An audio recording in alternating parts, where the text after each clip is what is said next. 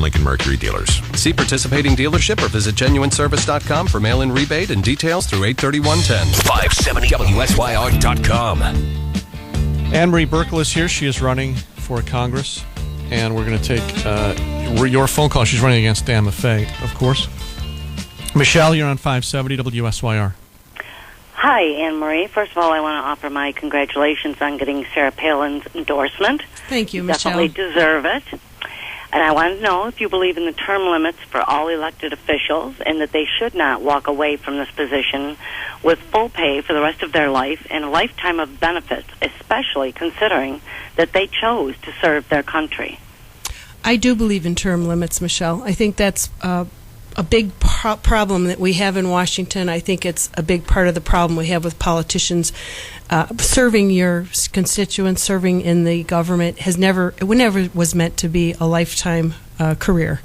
It really is important that we do what the early colonists did. You lay down your shovel, you go serve for 2 or 4 years, and then you come home and you resume your job. And if being the one who is in Washington the longest period of time is what gets you a committee chair, or it's what you amass power and you amass a PAC support, that's what's wrong. That's how the individuals and the people who live up here in upstate New York, that's how they've lost their voice because of this.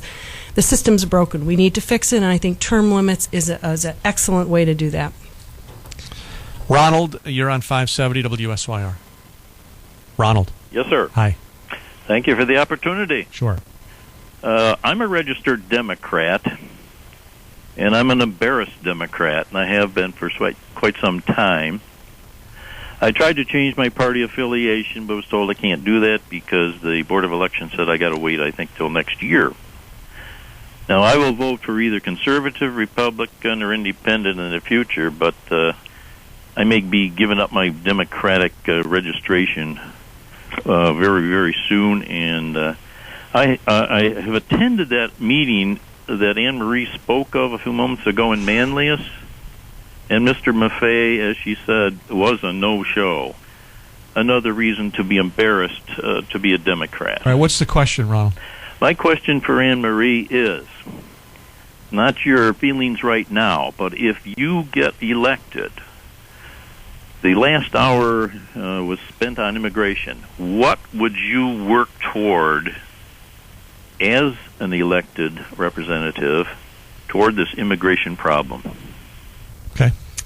I think, and thank you for your call, I think that we really need to be focused on securing our borders in this country. That is the answer to this.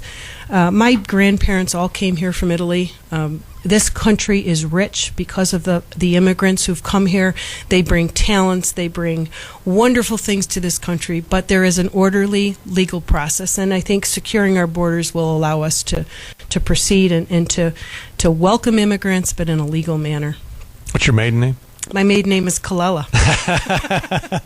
From the Stan Colella? So you related to No, to I'm Stan? from Auburn, and we may be distant cousins. You never know. Probably, Yeah. yes, I'm sure. Bob, you're on 570 WSYR. Thank you.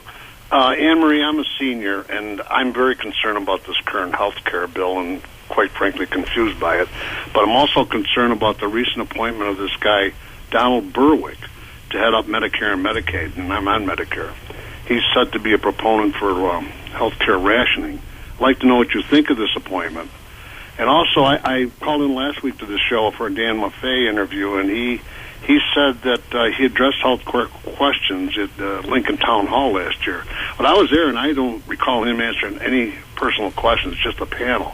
I want to know that if you were elected, would you promise to hold frequent town halls on any major issues, especially health care? I would promise that, Bob, and thanks for your call. I think that is what elected officials owe their constituents. They owe a conversation with them if they vote on a bill, and it's something that may be controversial, which I think healthcare was certainly controversial. There needs to be an open public debate over and over again until the constituents are satisfied with what just occurred. With regards to Dr. Berwick and that appointment, I was very disappointed because, as you stated, Dr. Berwick's history, but even more than that, the the willingness of the administration to circumvent a process, and I know other presidents have done it, but this CMS appointment is so very important. The amount of money that CMS, their budget exceeds that of the military, and it's such an important position that really should have gone through a vetting process and let the Senate vote just the way the system was set up, and it should have been handled that way. James, you're on 570 WSYR. James. Oh, hello. Hi, Ms. Burkle. My question is, should you get elected to Congress, what would be your top priorities? Hi, James. Thanks for your call. Well, as a matter of fact, I think that Washington and all of the bills, that I think they've been way too busy. We need to stop legislating the constituents' lives. I think we really need to simplify and to get the government out of our lives. And I think that's where the Congress and I are very different. I believe that the individuals should be making their own choices, whether it's health care, whether it's what bank to go to, whatever the choice is. The individual knows what's best for their family. I don't think the government should be involved. And all of these complicated pieces of legislation that were just passed, I think are bad. They're bad on so many levels. They're too complicated. People have to interpret them. Will go on for years, the interpretation of these bills. I think, so in answer to your question, I would like to see simplification, and I'm not interested in going to Washington to pass more legislation. I think we really have to stop regulating and legislating people's lives. All right, before we go to a break, we'll come back after the news with Anne-Marie Burkle. Linda, you're on 570 WSYR. Hi, Jim. Thanks. Hi, Anne-Marie. Anne-Marie, congrats on Sarah Palin endorsing you. That's very exciting. I just think she and the Tea Party are awesome, and we need more people like Sarah Palin in government running this country. So my question is, do you think you'll invite Sarah Palin to come campaign for you here in Syracuse? Thanks. Thanks for your call, Linda. We, too, are very pleased with the endorsement, and that certainly would be up to the governor and her staff about whether or not they would come here. And we will, I'm sure, as we go forward, my conversation with her yesterday, and she did call me, was, that whatever they could do to help us out, they would certainly at least discuss it and see whether or not it's feasible. So thanks for your call, Linda. All right, it's time for news, and then we'll come back, and you can phone in your questions for Anne-Marie Burkle, 421-WSYR, 421-9797. This is the Jim Reith Show on News Radio 570 WSYR. Glenn Beck. The dragon is Washington. You need to be Gandalf. Tomorrow at 9:06. You shall not pass. News Radio 570 WSYR. Where do you take your car? Hi, I'm Dr. Rich O'Neill at Upstate with more good news from our area's only academic medical center. Just recently, the New York State Department of Health reported that Upstate's open heart surgery program is the #1 open heart program in Central New York. Guess my cardiovascular colleagues deserve big congrats. Isn't it good to know we have great health care right in our own backyard? Knowing changes everything, my friends. Thanks for listening.